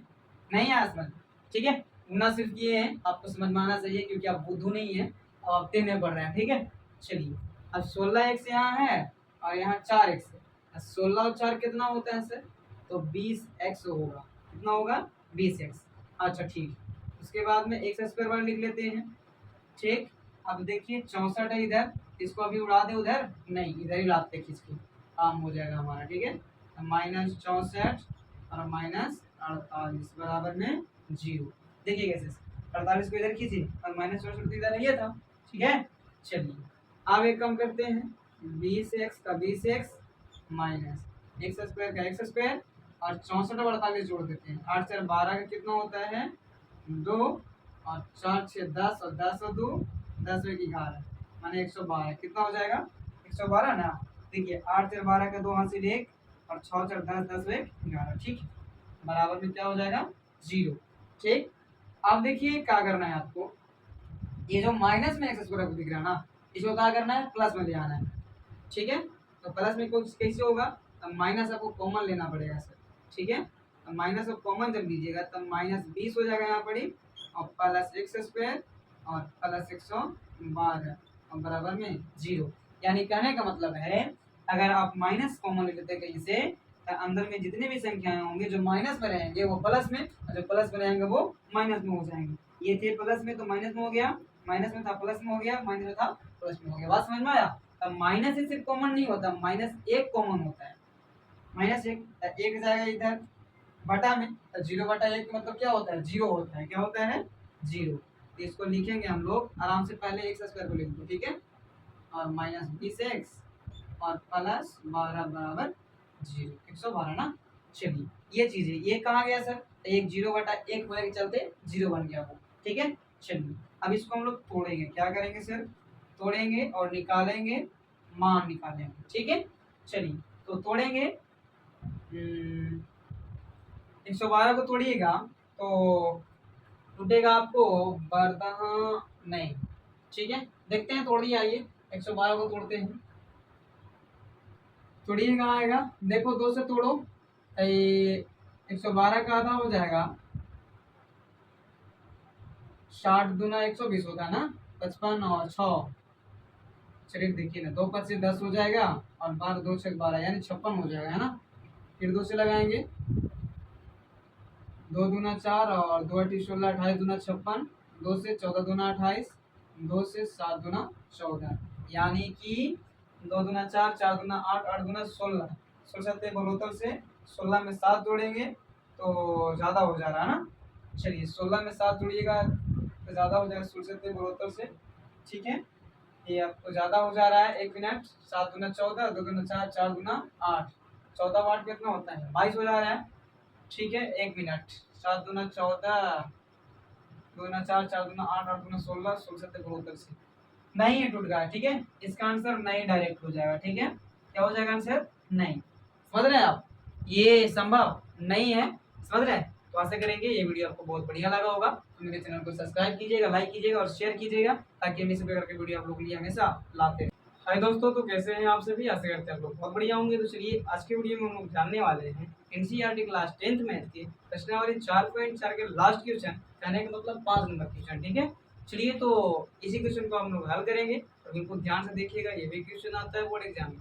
ठीक है ना? आपको ही बनाना है और हम समझाएंगे आपको। ध्यान से आप देखिएगा, आपको बहुत बढ़िया समझ में आएगा। नहीं आएगा तो हमको बोलिएगा। ठीक है, चलिए तो आप एक टक देखना है आपको बोर्ड पर, सिर्फ आपको आ जाएगा। बोर्ड पर नहीं, मोबाइल पर। ठीक है, आप मोबाइल पर देखिएगा। ठीक, चलिए तो पहले क्वेश्चन को पढ़ते हैं और ध्यान से देखिएगा, समझ में आएगा आपको। ठीक, क्या आपको देखिए बोर्ड मोबाइल में देखिए, नीचे दिया हुआ है क्वेश्चन, उसको ध्यान से पढ़ना है। क्या क्वेश्चन है? क्या परिमाप 80 मीटर तथा क्षेत्रफल 400 मीटर स्क्वायर के एक पार्क को बनाना संभव है? पार्क, समझ रहे हैं ना? पार्क को बनाना संभव है? यदि है तो उसकी लंबाई और चौड़ाई ज्ञात कीजिए। आइए सब हम लिख दिए हैं जो जो दिया है ऐसे। चलिए आइए, क्या बोल रहा था? क्या क्या क्या एक ऐसी पार्क बनाना संभव है जिसकी परिमाप जो है 80 मीटर है और क्षेत्रफल जो है 400 मीटर है? देखते हैं सर, संभव होगा तो निकालेंगे, नहीं होगा तो नहीं निकालेंगे। साफ सी बात है ना? चलिए आइए देखिए ध्यान से। और ये मानना है कि माना कि पार्क की जो लंबाई होगा 1 मीटर और चौड़ाई 22 मीटर मान लेंगे। ये तो मानना मानी तो अपना काम है, हम मानेंगे, है ना? चलिए उसके बाद में दिया है, क्या दिया है? परिमाप 80 मीटर दिया था और क्षेत्रफल 400 मीटर दिया था, है कि नहीं? तो आपको पता होगा कि आयत के परिमाप क्या होता है सर। तो चलिए लिखते हैं, चूंकि आयत का परिमाप बराबर होता है 2 इंटू लंबाई प्लस चौड़ाई, है ना सर? यही ना होता है। चलिए बैठाइए तो इस पे, है ना? तो परिमाप बराबर दे दिया गया है आपको 80। क्या दिया है सर? 80 दिया है कि नहीं? 80 बराबर हो जाएगा 2 इंटू लंबाई को x से डिनोट किए हैं और चौड़ाई को y से डिनोट किए हैं, है ना? चलिए तो 80 का 80 लिख लेंगे बराबर 2 में, 2 को छोड़िए नहीं, इसको ले आते हैं बटा में, गुना में तो इधर भागा में ले आते हैं, तो बच जाएगा x प्लस वाई। ठीक है, 2 से काटिएगा 40 बार में कटेगा, है ना? यानी कि इसको लिख सकते हैं हम कि x प्लस वाई बराबर 40। समझ रहे हैं? यहीं से आप x बराबर मान निकाल लीजिएगा, 40 माइनस वाई, इसको मान लीजिएगा आप समीकरण 1। देखिए क्या किए, कुछ नहीं किए। यहाँ से हम काटने के बाद में ये 40 जो है इसको उधर फेंक दिए और इसको इधर ले आए, डायरेक्ट सब उठा करके, इसलिए चीज़ों में बदलाव नहीं किया। साबुन लटिएगा तो कोई दिक्कत नहीं है, लेकिन एक आध वो लटिएगा इधर उधर कीजिएगा ना, तो आपको माइनस प्लस में फर्क होता है। लेकिन देखिए ना, x प्लस वाई था, इधर सब लट दिए, इधर ले आए, और 40 था इधर बेचारा उधर लिख दिए, मैंने बराबर के बराबर में लिख दिए, क्या दिक्कत है? ठीक है, चलिए अब यहाँ से हम x के बराबर में मान निकाल रहे हैं, जो आप निकालते थे 2 चर वाला में, इस तरीके से ना। और ये वाला में विस्थापन विधि से या प्रतिस्थापन विधि से जो हल करते थे, तो x का मान निकालते थे कि नहीं निकालते थे, या फिर ग्राफ आप बनाते होंगे तो ऐसा ही करते होंगे। ठीक है, x बराबर निकाल लिए और 40 माइनस वाई कर। ठीक, चलिए तो ये हो गया आपका समीकरण फर्स्ट, और समीकरण सेकंड आएगा आपका क्षेत्रफल से। किससे? क्षेत्रफल से। आइए, तो आयत का क्षेत्रफल क्या होता है सर? तो लगता है लंबाई गुना चौड़ाई होता है सर। आयत का क्षेत्रफल, आयत का क्षेत्रफल लंबाई गुना चौड़ाई होता है ना? तो क्षेत्रफल आपको दिया गया है कितना सर? तो 400 मीटर स्क्वायर बराबर लंबाई क्या है? x है, चौड़ाई क्या है? y है ना? चलिए तो 400 बराबर x का मान तो निकल चुका है, कितना? 40 माइनस वाई, और y से गुना कर लेते हैं, है कि नहीं? चलिए तो 400 का 400 लिखते हैं और 40 में y से गुना कीजिएगा तो 40 y हो जाएगा ना। और यहाँ पर माइनस, माइनस में माइनस प्लस से गुना कीजिएगा तो माइनस वाई स्क्वायर यहाँ पास। ठीक है ना? चलिए अब क्या, एक काम करते हैं, इसको सीधा कर लेते हैं फटाक से। ये सबको उठा के इधर और इसको उधर फेंक देते हैं। चलिए तो 40y माइनस वाई स्क्वायर बराबर 4। ठीक है, अब चलिए हम लोग चलते हैं इस ओर थोड़ा सा, ठीक है ना। अब इसको क्या करना है, माइनस को हटाने के लिए माइनस कॉमन लेना होगा। जब -1 हम कॉमन ले लेते हैं तो क्या हो जाएगा ना, -40 वाई हो जाएगा, -40 वाई प्लस वाई स्क्वायर और बराबर में है कितना सर, तो 400 है ना। चलिए कोई बात नहीं, इसके बाद में क्या होगा, इसको भी रह दीजिए -1 -40, ठीक है ना। चलिए y का y और 1 मिनट ले लिए, खींच लेते हैं। आइए देखिए थोड़ा सा दिक्कत हो जाएगा यहाँ पास, 1 मिनट देखिए क्या करना है, पहले इसको खींच लीजिए 400 को, ठीक है। तो 40 y था ना और माइनस वाई स्क्वायर माइनस 400 खींच लीजिए, बराबर क्या आ गया 0। आप लीजिए -1 को कॉमन, तो बचेगा 40 वाई माइनस में ना, क्योंकि यहाँ प्लस है तो माइनस, और माइनस की जगह पर प्लस और माइनस की जगह पर प्लस 400 बराबर क्या हो जाएगा सर 0। देखिए कुछ नहीं, जब -1 कॉमन लेंगे ना तो जितने भी है ना आगे प्लस वाले सब माइनस हो जाएंगे, और माइनस वाले जितने हो प्लस हो जाएंगे। यहाँ पास प्लस था तो माइनस हो गया, यहाँ माइनस यहाँ प्लस, यहाँ माइनस यहाँ प्लस हो गया, ठीक है। चलिए तो ये -1 इधर 0 में जाकर के भागा में जाकर के 0/-1 का मतलब 0, जो आपको हम बता चुके हैं बहुत बार, ठीक है। अब पहले एक कम कीजिए, वाई स्क्वायर को लिख दीजिए आप, बढ़िया रहेगा, और -40 वाई और प्लस 400 और बराबर में हो जाएगा 0, ठीक है ना। चलिए उसके बाद में इसको तोड़ना है, गुणनखंड करना तो आपको आता होगा, इसको तोड़िएगा ना तब 20-20 बार में टूटेगा ये, वाई स्क्वायर -20y फिर -20y प्लस 400 का 400 बराबर में 0, ठीक है।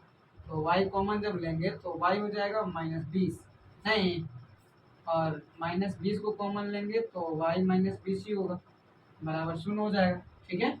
चलिए तो ये देखिए आपको सेम दिख रहा होगा, इसको भी कॉमन ले लीजिए, तो y -20 हो जाएगा कॉमन। अब सर बचा क्या, इसको छोड़ करके, तो एक बचा y और 20 बचा, तो इसको भी y -20 लिख लेते हैं, बराबर 0 हो जाएगा। तो y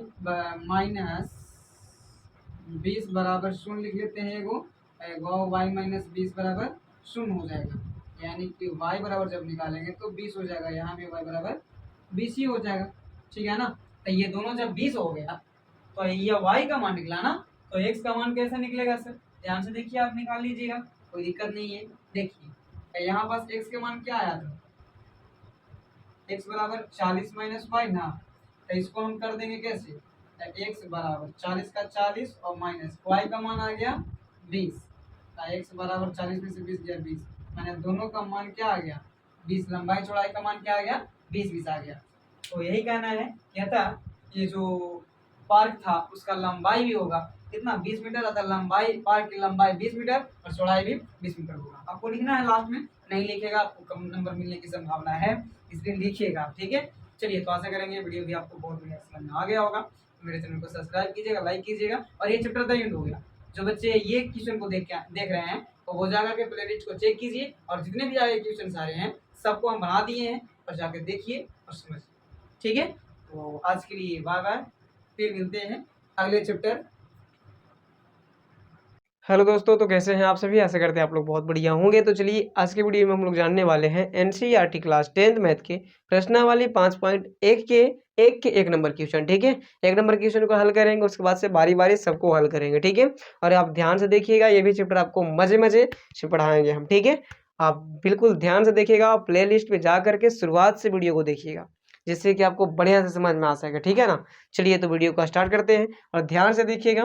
पहले क्वेश्चन को पढ़ेंगे, जो आपको स्क्रीन पे भी दिख रहा होगा। क्वेश्चन देखिए ध्यान से, आपको दिख रहा होगा क्वेश्चन, पढ़िए क्या कहता है। कहता है कि निम्नलिखित स्थितियों में से किन स्थितियों में संबंध संख्याओं की सूची एपी है और क्यों। मतलब कि एपी में है तो क्यों है, अगर नहीं है तो क्यों नहीं है, ये बताना है।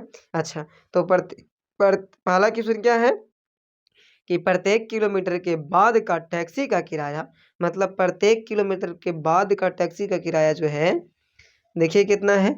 जबकि प्रथम किलोमीटर के लिए किराया 15 रुपया है और प्रत्येक अतिरिक्त किलोमीटर के लिए किराया 8 रुपया है। माने आप 1 किलोमीटर जाइएगा ना तो आपको 15 रुपया देना पड़ेगा, और अगर 1 किलोमीटर के बाद आप जाइएगा तो आपको 8 रुपया और 1 किलोमीटर का देना पड़ेगा। जैसे ना समझ रहे हैं, देखिए समझते हैं, आइए। तो माना मानी करेंगे। सबसे पहले तो मानना है कि प्रथम किलोमीटर का किराया जो है 15 रुपया है। क्या लिखना है? प्रथम किलोमीटर का किराया क्या है? 15 रुपया, जो इसने बोला है, ठीक है ना, वही चीज़ को हम लिखा है, ठीक। मगर बाद में तथा अतिरिक्त किलोमीटर का किराया कितना हो जाएगा? 8 रुपया दिया गया है, ठीक है ना। मतलब समझिए आप, तो श्रृंखला क्या आएगा सर? ध्यान से देखिएगा। तो प्रथम किलोमीटर मैंने पहला दिया गया है 15 रुपया। क्या रुपया सर? 15 रुपया, ठीक है। और बाद में दूसरा जो है कहता है कि आप चलिएगा आगे 1 किलोमीटर ना, तो आपको 8 रुपया जोड़ के देना पड़ेगा आपको, ठीक है। अच्छा, और चलिएगा आगे, तो 15 plus 8 plus 8 comma 15 plus 8 plus 8 plus 8, इस तरीके से जाते रहेगा। जैसे क्या समझिए ध्यान से, आप 1 किलोमीटर ज़्यादा गए, 1 किलोमीटर से ज़्यादा गए, जैसे 2 किलोमीटर गए, ठीक है। तो 2 किलोमीटर के लिए 15 में 8 रुपया और जोड़ के देना पड़ेगा आपको। 1 किलोमीटर का तो नियत किराया है ही है नहीं। 1 किलोमीटर के लिए नियत किराया क्या दिया गया है? 15 रुपया दिया गया है। और बाद में कहता है कि जब अतिरिक्त आप जाइएगा ना इससे, तो आपको 8 रुपया और देना पड़ेगा। तो 15 में 8 जोड़ेंगे। अच्छा, तो 2 किलोमीटर जाइएगा तो 2 बार 8 जोड़ो, 3 किलोमीटर जाइएगा तो 3 बार 8 रुपया जोड़ो, है कि नहीं। जैसे जैसे आप बढ़िएगा, ठीक है, तो आपको 8-8 रुपया बढ़ता जाएगा हर 1 किलोमीटर पर। समझ रहे हैं बात, है ना। प्रत्येक किलोमीटर अतिरिक्त किलोमीटर के लिए क्या है? 8 रुपया। जितना किलोमीटर आप बढ़िएगा उतना बार आपको 8 को जोड़ना पड़ेगा। समझ गए बात। चलिए, तो इससे श्रृंखला क्या निकल के आएगा हमारा? तो एक तो 15 आएगा, 15 वाट कितना होता है? 23 होता है। अब 23 में 8 जोड़िएगा तो 8 3 11 और 2 1 3, 31 होगा ना। 23 में 8 जोड़िएगा था, 8 3 11 और 2 1 3, 31 हो जाएगा, कॉमा 15 में 8 जोड़िएगा तो 23, 23 में 8 जोड़िएगा 31, और 31 में 8 जोड़िएगा तो 39। अब इसी तरीके से आपको आता रहेगा, ठीक है।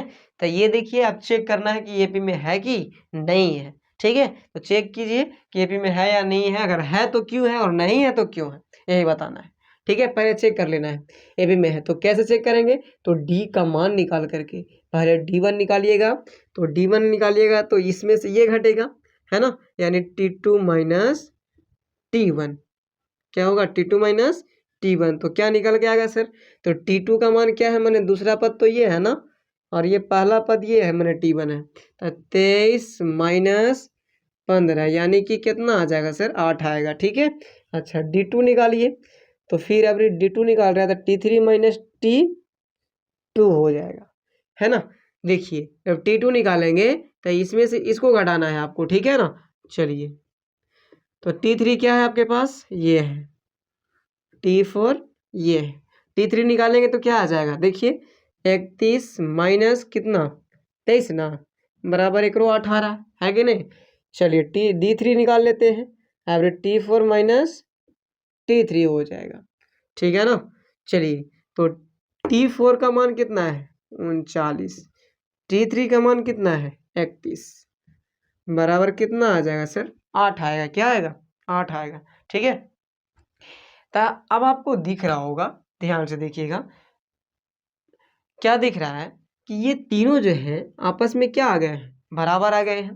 तो जब डी का मान बराबर आ जाता है ना, आपको बताया था समांतर श्रेणी के परिचय में, ठीक है। समांतर के माने समान अंतर, और श्रेणी के मतलब अंतरों का समूह। समान अंतर का समूह को क्या कहते हैं? समांतर श्रेणी। तो यहाँ पर देखिए ना, समान अंतर का समूह आ रहा है ना, 4 को आया, माने समान अंतर सब जगह है। तो इसलिए ये भी में होगा, लिखना है कि अतः या श्रृंखला, श्रृंखला ना लिखेगा तो एपी में डायरेक्ट लिख दीजिए एपी में होगा।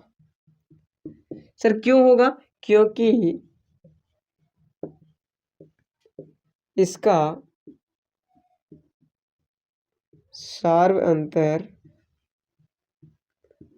प्रत्येक स्थिति में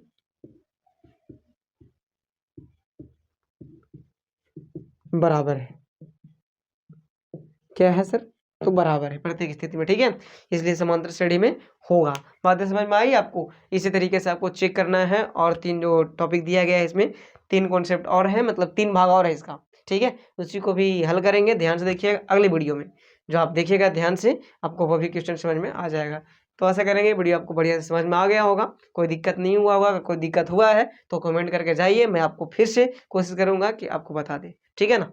चलिए, हेलो दोस्तों, तो कैसे हैं आप सभी? आशा करते हैं आप लोग बहुत बढ़िया होंगे। तो चलिए, आज की वीडियो में हम फिर से लाए हैं एनसीईआरटी क्लास 10th मैथ की प्रश्नावली 5.1 के दूसरा पार्ट, ठीक है। तो चलिए, इसको भी हम लोग हल करेंगे बिल्कुल आसान तरीके से। और ये VVIP है, जिससे हम लोग ध्यान से देखेंगे, 2 नंबर में आता है, ठीक है। चलिए, तो इसे ही पढ़ना बहुत आसान है। आप मेरे वीडियो में लास्ट तक बने रहिएगा, ताकि हम हर एक पॉइंट आपको बढ़िया से हम सिखा सके। चलिए, तो सबसे पहले ध्यान देंगे क्वेश्चन की ओर। पहले क्वेश्चन पढ़ेंगे और समझेंगे, उसके बाद में हम लोग बोर्ड पे चलेंगे, है ना। चलिए, तो क्वेश्चन क्या कहता है कि किसी बेलन या सिलेंडर, जिसको हमने बना दिया है यहाँ पास, ठीक है। चलिए, बेलन या सिलेंडर जो है में उपस्थित हवा की मात्रा, माने जो बेलन रहे या सिलेंडर रहे उसमें हवा की मात्रा उपस्थित रहता है। जैसे हम लोग सिलेंडर लाते हैं तो उसमें गैस रहता है, तो चलो गैस की मात्रा समझ लेते हैं। चलिए, जबकि वायु निकालने वाला पंप प्रत्येक बार बेलन की शेष हवा का 1/4 भाग बाहर निकालता है। इसे देखिए, इसे लोग गैस भरता है तो क्या करता है, उसमें से हवा निकालता है। से एक सिलेंडर बड़ा सा रहता है, उसमें से छोटा वाला में डालता है, तो जब डालेगा एक बार में कितना निकलेगा, तो 1/4 भाग निकलता है। कितना भाग? 1/4 भाग। वही चीज़ें हमने जो बोल रहा है वही चीज़ें हमने लिख रखा है, आप ध्यान से देखिएगा। चलिए, तो माना कि बेलन में उपस्थित हवा की मात्रा एक, मान लेना है कि बेलन में जो हवा की मात्रा उपस्थित था, मैंने मौजूद था, वो 1 था। क्या था? 1 था, ठीक है। चलिए, तो तथा हवा निकालने वाला पंप बेलन का शेष हवा का 1/4 भाग बाहर निकालता है प्रत्येक बार। जब पंप करेगा तब कितना निकालेगा हवा, तो 1/4 भाग निकालेगा। समझ रहे हैं ना। चलिए, तो जब इसमें पंप करेंगे, जैसे हम लोग हवा देने वाला छोटा सा पाइप होता है जो साइकिल में देते हैं हवा, उसमें जब पंप करेंगे तो उसे समझ लीजिए कि वही चीज़ें हैं, ठीक है। जब हवा देंगे तो कितना निकलेगा, तो 1/4 भाग निकलेगा। बात समझ में आ रहा है? चलिए, तो हम लोग को निकालना क्या है, तो वही निकालना था कि ये AP में है कि नहीं है, और अगर है तो क्यों है, ठीक है। चलिए, तो हम लोग सबसे पहले क्या करेंगे, ध्यान से आप देखिएगा, समझते हैं ध्यान से। तो सबसे पहले लिखना है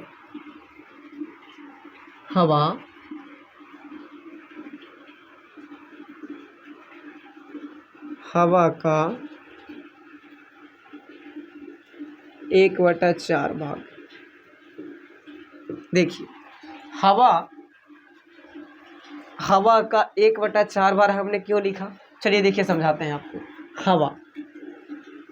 हवा कितना है आपके पास? 1 है। कितना है जी? 1 है। चलिए, और निकाला जा रहा है ना, तो घटाव का चिन्ह देंगे, और हवा का 1/4 भाग था। हवा तो 1 है, और का मतलब गुना, और 1/4, ठीक है। चलिए, तो अब हम लोग क्या करेंगे, ध्यान से देखिएगा। 1 का 1 लिखिए, माइनस 1 में 1 से गुणा कीजिएगा 1, और नीचे 4 का 4 हो जाएगा। इसके नीचे भी 1 आ जाएगा, मतलब 4 हो जाएगा LCM, ठीक। तो 4 एकम 4 माइनस 1, यानी कि 3/4, ठीक है। बात समझ में आ रहा है? तो इसमें जो है, चलिए, 1 तो आ गया आपका, कितना? 3/4 आ गया, ठीक है। तब पहला जो प्रथम पद हवा मात्रा कितना था ओकरा में, तो 1 था पहले। अब ओकर बाद में क्या हो गया, मतलब प्रथम पद जिसको बोल सकते हैं, क्या बोल सकते हैं, प्रथम पद क्या था, 1 था, और दूसरा आ गया 3/4, ठीक है। अब 3/4 आया, तो 3/4 का अभी जब पंप करेंगे तो निकलेगा 3/4 का 1/4 भाग, यानी कि उसी तरीके से लिखेंगे हवा का 1/4 भाग। तो क्या हो जाएगा, हवा कितना बचा अब, 3/4 बचा, माइनस 3/4 का कितना, 1/4 भाग। समझ में आ रहा है आपको? चलिए, आना चाहिए।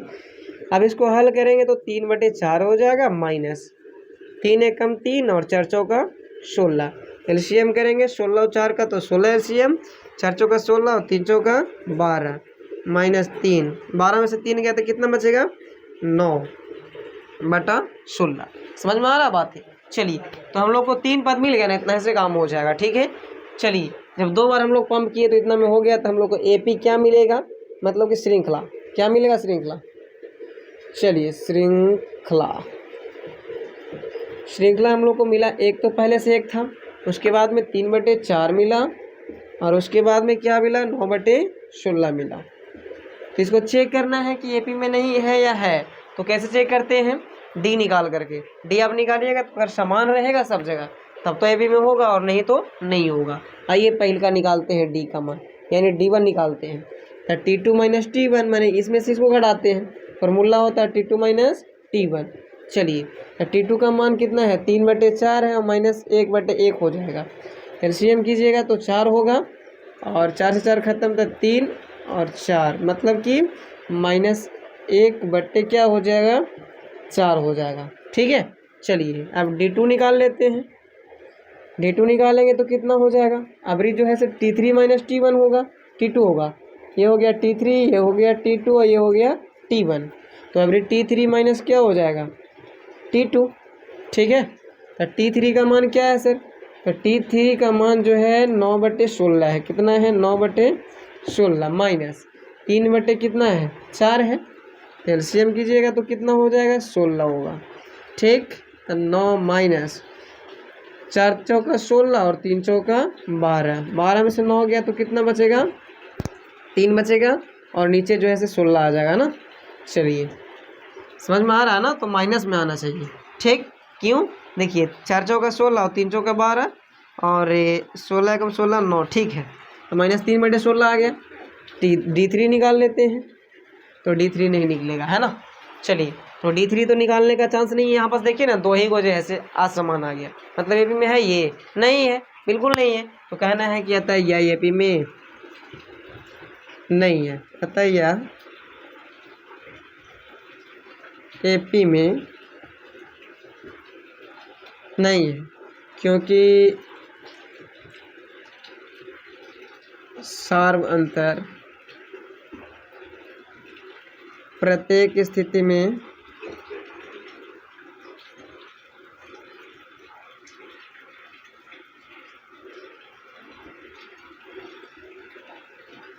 समान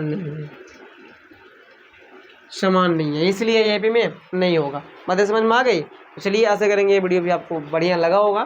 तो मेरे चैनल को सब्सक्राइब कीजिएगा, लाइक कीजिएगा और शेयर कीजिएगा। तो चलिए, आज के वीडियो में हम लोग जानने वाले हैं NCERT क्लास 10th मैथ के प्रश्नावली 5.1 के तीसरा पार्ट। ठीक है, 2 पार्ट को हल कर दिया था, अब हम लोग समझेंगे तीसरा पार्ट को, वो भी बिल्कुल आसान तरीका से। अब लास्ट तक मेरे वीडियो में बन रहिएगा, जिससे कि आपको हर एक टॉपिक बढ़िया से सिखा सके। ठीक है, चलिए, तो सबसे पहले क्वेश्चन को पढ़ेंगे, जो आपको स्क्रीन पे दिख रहा होगा, उसको ध्यान से पढ़ना है, उसके बाद समझना है। आइए, क्वेश्चन क्या कहता है, तो क्वेश्चन कहता है कि प्रत्येक मीटर की खुदाई के बाद, मतलब प्रत्येक मीटर माने कि हर एक मीटर खुदाई करते हैं, तो उसके बाद में एक कुआं खोदने में आई लागत। ठीक है, मतलब कि कुआं खोदा जा रहा है, इसमें लागत लगेगा ना, खुदवाइएगा तो बिल्कुल लगेगा। चलिए, जबकि प्रत्येक मीटर खुदाई की लागत 150 रुपया है। क्या बोल रहा है, प्रत्येक नहीं, प्रथम, जबकि प्रथम मीटर अगर खोदेगा, प्रथम किलोमीटर, तो उसको कितना लगेगा, तो 150 रुपया लग रहा है। चलिए, उसके बाद में कहता है और बाद में प्रत्येक मीटर खुदाई की लागत जो है 50 रुपये बढ़ती जाती है। आइए, इस तरीके से बोला है, जो हमने लिख रखा वही चीज़ों को बोला है। प्रथम मीटर का खुदाई का लागत बोला है 150 रुपया है। अगर वो पहला बार खोदता है 1 मीटर, तो उसको कितना देना पड़ता है, 150 रुपया देना पड़ता है। ठीक है, उसके बाद में प्रथम प्रत्येक तथा प्रत्येक अतिरिक्त मीटर के खुदाई का लागत कितना है, 50 रुपया। मैंने पहला बार जो है आप 1 मीटर खोदिएगा ना, तो 150 रुपया आपको मिलेगा। उसके बाद में दूसरा बार खोदिए और 3 मीटर खोदिएगा, 4 मीटर खोदिएगा, तो आपको 50-50 बढ़ा के मिलेगा। ठीक है, पहला में ज़्यादा, लेकिन बाद में कम मैंने 50-50। ठीक है, चलिए आइए, तो पहला यानी कि प्रथम पद दिया गया है, पहला मीटर खुदाई यानी कि प्रथम पद। ठीक है, चलिए, प्रथम पद क्या दिया गया है, तो 150 रुपये दिया गया है, यानी कि ए का मान बराबर ए है कि नहीं। चलिए, तो हम लोग को श्रृंखला क्या आएगा, प्रथम। अब दूसरा 2 मीटर खुदाई के लिए, ठीक है, लिख दीजिए 2 मीटर खुदाई के लिए, 2 मीटर खुदाई के लिए क्या हो जाएगा, तो 1 मीटर पहले का मीटर के लिए तो 150 रुपया है, और प्लस 50 जोड़ना पड़ेगा, तब ना 2 मीटर का निकलेगा, तो कितना हो गया, 200। इसी तरीके से आगे 3 मीटर के जब निकालेंगे 3 मीटर के निकालेंगे तो कितना हो जाएगा, तो 150 प्लस 50 और प्लस फिर 50 यानी कि कितना 250 हो जाएगा।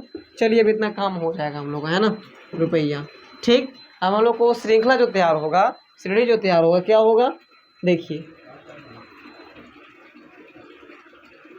श्रृंखला जो तैयार होगा, क्या तैयार होगा, पहला जो था से 150 था, ठीक है, उसके बाद में 150 रुपये पहला था ना, दूसरा क्या हुआ तो 200 रुपया हो गया, तीसरा क्या हुआ तो 250 रुपया हो गया।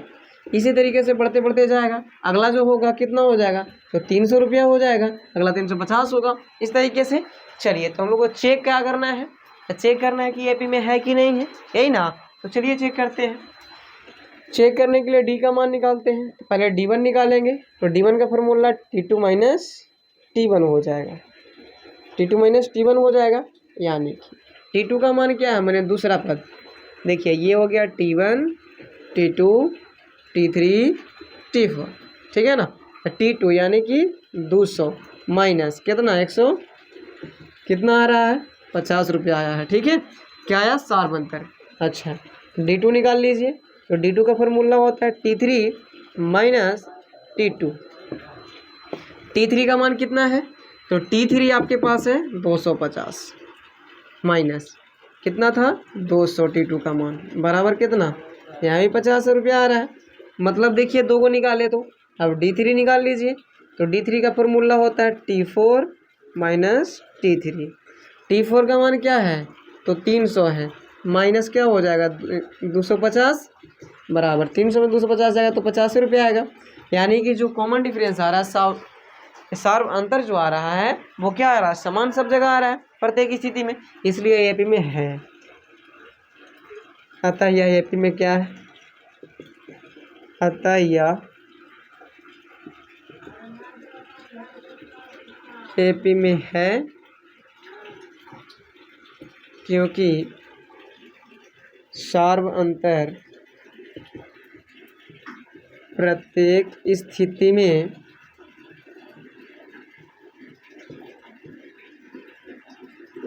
में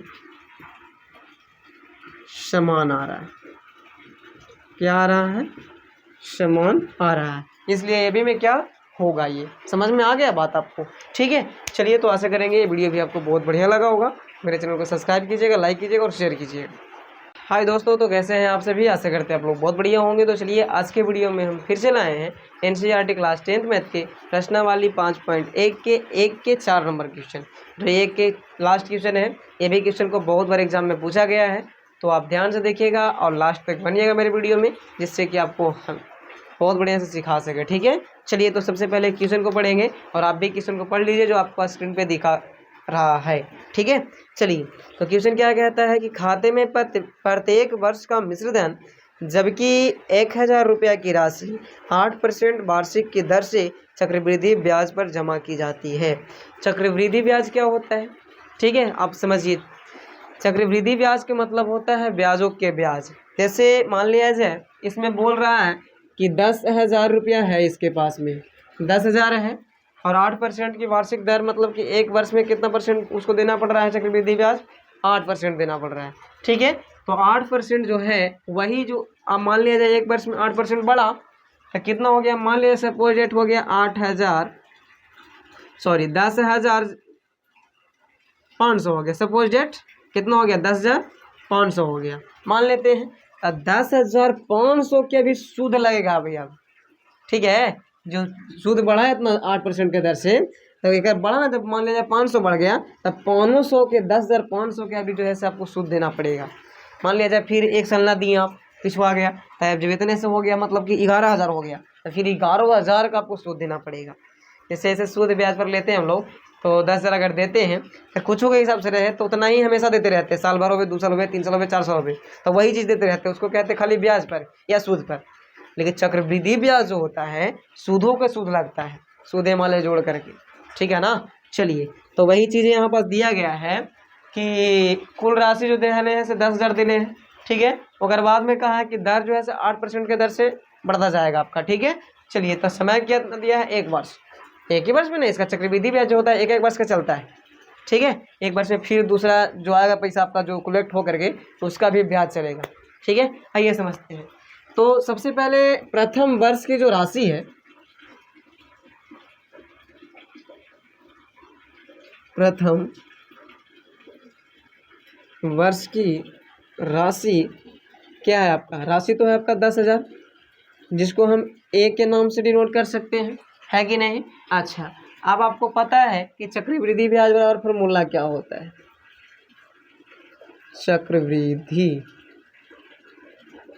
ब्याज, चक्रवृद्धि ब्याज का फॉर्मूला होता है मूलधन गुने समय गुने दर बटा मूलधन गुना दर गुना समय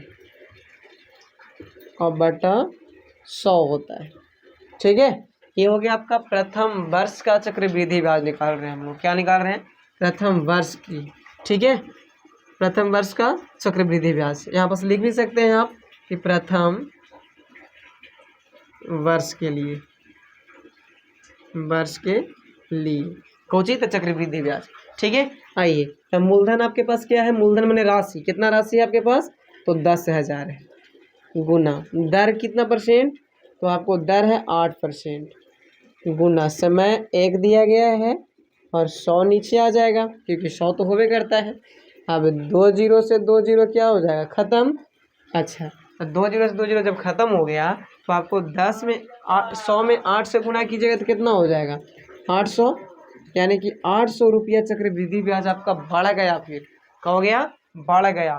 तो अब 800 बढ़ गया तो आपका जो मूलधन हो गया अब कितना हो गया, अगला वर्ष से कितना लगेगा उसको, तो मूलधन पूरा हो जाएगा, उसको 10,000 पहले से था, है, और प्लस 800 यानी कि 10,800, 10,800 रुपया उसका अब हो गया मूल उसका। अब उतना का फिर चलेगा ब्याज, समझ रहे हैं बात। चलिए देखिए, अब हम लोग को मूलधन क्या आ गया, चलिए दूसरे वर्ष के लिए कहेंगे, दूसरे